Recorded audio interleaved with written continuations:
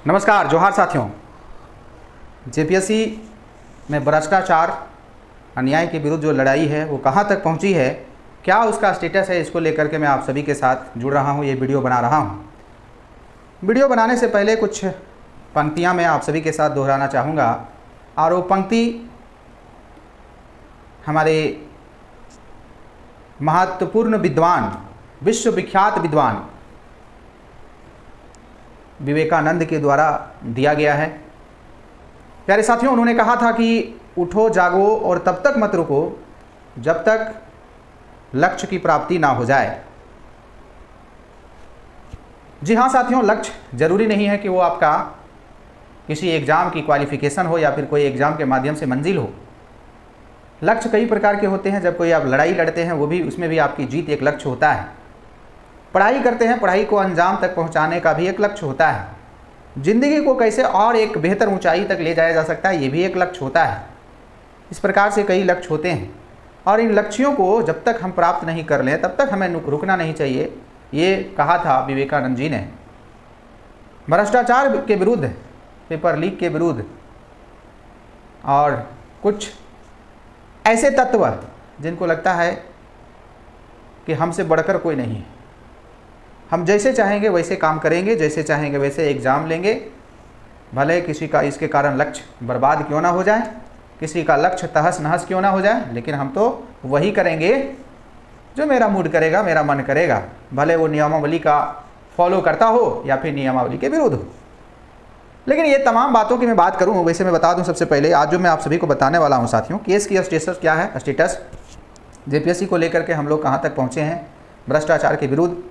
दूसरा है petitioner update, funding detail, एक और केस होने वाली है, एक केस हो चुकी है, तो दूसरा केस की क्या प्रासंगिकता है और आगे की सुनवाई कब होगी और कौन सा वो तिथि होगा। सबसे पहले मैं बात करूं, सबसे पहले साथियों मैं फिर से एक चीज़ क्लियर करना चाहूँगा। हमारी लड़ाई ना सिस्टम से है, ना हमारी लड़ाई सरकार से है, ना हमारी लड़ाई किसी मेहनती साथी से है। हमारी लड़ाई भ्रष्टाचार से है, हमारी लड़ाई खराब नियमावली से है, हमारी लड़ाई हमारी मेहनत की सफलता के दौरान जो दिक्कतें आती हैं उससे है साथियों। और इसीलिए बोलते हैं कि इसको किसी भी तरीके से किसी के पक्ष में या फिर किसी के विपक्ष में देखने की आवश्यकता नहीं है। आप हमारी बातों को जब भी अपने जेहन में डालें या फिर इस पर मंथन करें तो आप एक पीड़ित अभ्यर्थी को अपने आप को समझें और उसके बाद निश्चित तौर पर जो मैं बोलता हूं क्या आपके अंदर से वो आवाज़ नहीं आती है, फिर आप सोचिएगा। मेरे प्यारे साथियों, केस की लड़ाई में या फिर कहें भ्रष्टाचार की लड़ाई में जेपीएससी में जो अनियमितताएं बरती गई है, जिस प्रकार से एसओपी के विरुद्ध चीज़ें निकल करके आई है, जिसको लेकर के तमाम मीडिया चीज़ों में भी, मीडिया चैनलों में भी आप लोग देखे होंगे, निश्चित तौर पर बहुत सारे जो मेहनती युवा जो असफल हुए हैं उनके माइंड में बहुत सारे क्वेश्चन चल रहे थे।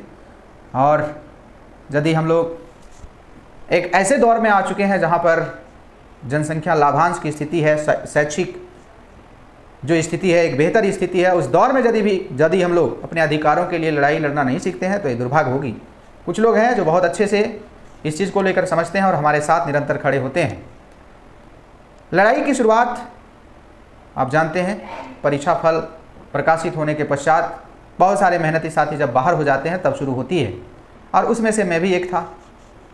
हमें भी जानने का हक था कि हमारी कमजोरी कहाँ पर है, हमें भी जानने का हक था कि हमारी कमजोरी के कारण मैं बाहर हुआ हूँ या फिर आयोग की कमजोरी के कारण मैं बाहर हुआ हूँ। और इस संदर्भ में हम लोगों के पास जो संवैधानिक विकल्प थे, कानूनी जो विकल्प था न्यायालय की शरण में जाने का, तो न्यायालय के दरवाज़ा तक हम लोग पहुँच चुके हैं, ये आप लोग भली भांति जानते हैं।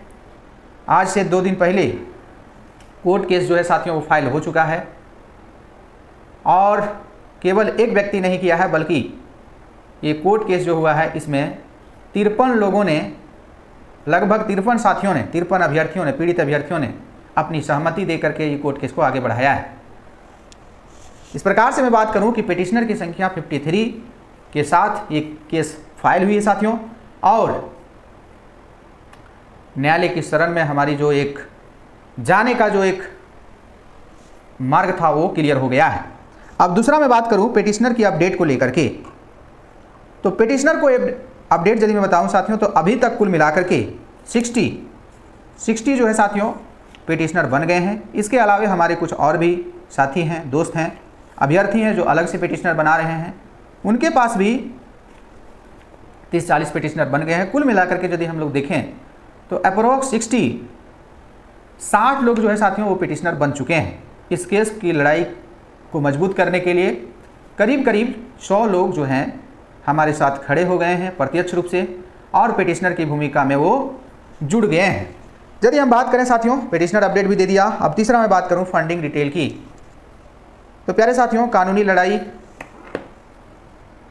और आप पढ़ते हैं निःशुल्क विधिक सहायता, भले इस चीज़ को पढ़ते हैं लेकिन हर लोगों के लिए निःशुल्क विधिक सहायता संभव नहीं होती है, और कानूनी लड़ाई संवैधानिक लड़ाई में भी आपको खर्च करनी पड़ती है, और बिना खर्च के आप लड़ाई नहीं जीत पाते हैं। इस संदर्भ में आप सभी के थोड़ा बहुत के योगदान से अप्रोक्स हम लोग 90,000 पैसा इकट्ठा किए, और 90,000 में अभी कुछ पैसा जो है वकील को दे दिया गया है, कुछ पैसा बचे हैं। कितना बचे हैं, कितना दिया गया है, मैं इसको पोस्ट कर दूंगा ग्रुप में। और फंडिंग की जो स्थिति है साथियों वो ठीक ठाक नहीं है, इसके लिए थोड़ा सा हम लोगों को और एफर्ट लगानी होगी, क्योंकि बिना फंडिंग के ना हम लोग अच्छे एडवोकेट कर सकते हैं और ना ही कोई बढ़िया एडवोकेट से सलाह ले सकते हैं। तो एक आवश्यक नीड कह लीजिए फंडिंग होती है, और ऐसे में आप लोग थोड़ा सा एफर्ट ज़रूर लगाएं।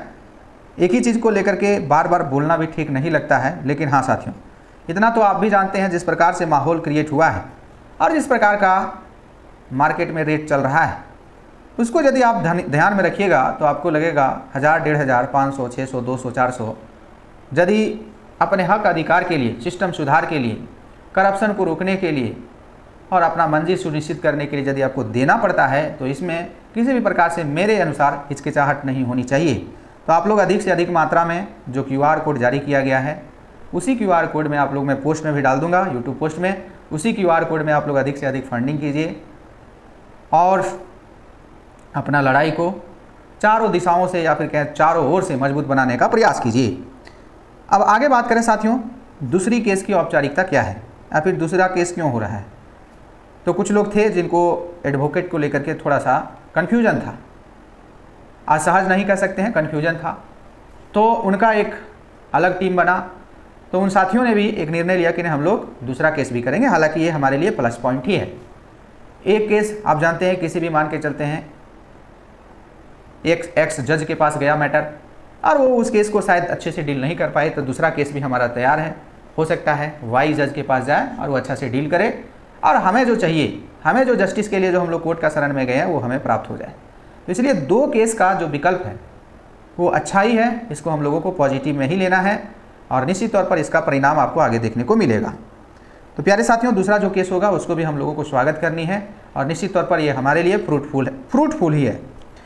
आगे की सुनवाई को लेकर के मैं बात करूं तो आगे की जो सुनवाई होगी उसका जो निर्धारण होगा वो हमको लगता है 6 से 7 तारीख को निर्धारित होगा, अकॉर्डिंग टू एडवोकेट, है ना, मेरे अनुसार नहीं, वकील साहब के अनुसार हमारी जो सुनवाई, केस की सुनवाई जो हो सकती है वो उसकी जो कन्फर्मेशन जो है 6 या 7 को हम लोगों को मिल सकता है। तो आप मान के चलिए कि हमारी जो सुनवाई होगी वो वैकेशन कोर्ट में तो अब नहीं हो पाएंगी, क्योंकि वैकेशन कोर्ट 5 तक ही गतिविधि में था, क्रियाविधि में था। तो अब जो सुनवाई होगी वो रेगुलर कोर्ट में हमारी सुनवाई होगी, यानी कि 9 तारीख के बाद ही हमारी सुनवाई हो पाएगी।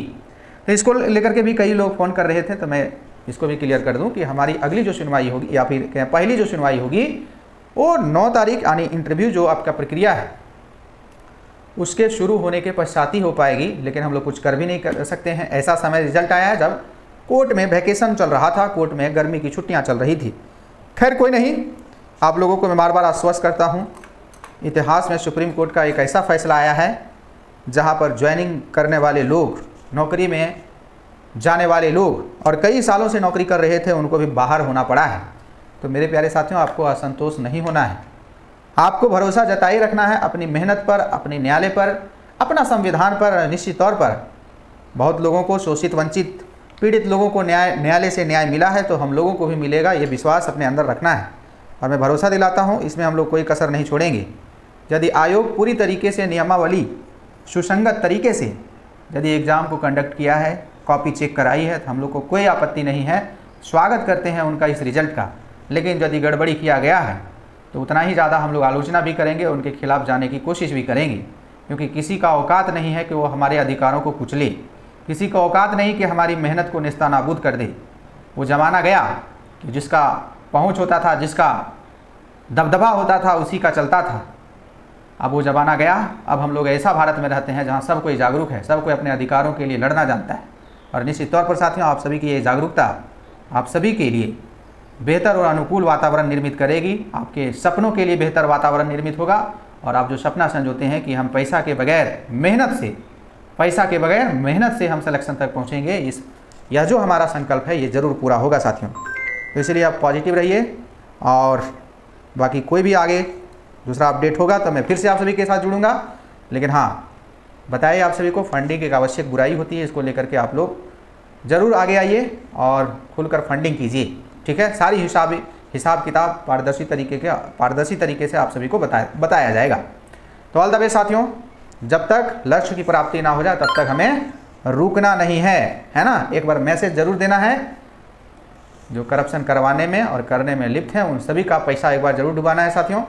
क्योंकि यदि इस एग्ज़ाम में यदि हम लोग को लगता है कि गड़बड़ी हुई है और सुधार नहीं कर पाते हैं, तो अगला एग्ज़ाम भी इसी प्रकार से गड़बड़ी के माध्यम से, जिसके पास पैसा है भाई, जिसके पास पहुंच है, उसका सिलेक्शन हो जाएगा और हम लोग बाहर हो जाएंगे।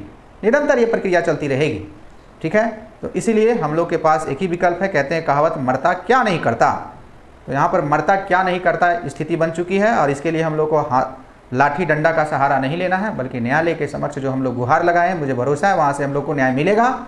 और इसी प्रक्रिया से हम लोगों को आगे बढ़नी है। कोई भी हम लोगों को अभी ऐसा काम नहीं करना है जो हमारे लोकतांत्रिक सिस्टम के खिलाफ हो, संविधान के खिलाफ हो, है ना। चलिए, ऑल द बेस्ट, फिर मिलते हैं कोई अपडेट के साथ। सभी को धन्यवाद, सभी को जोहार, सभी को नमस्कार साथियों।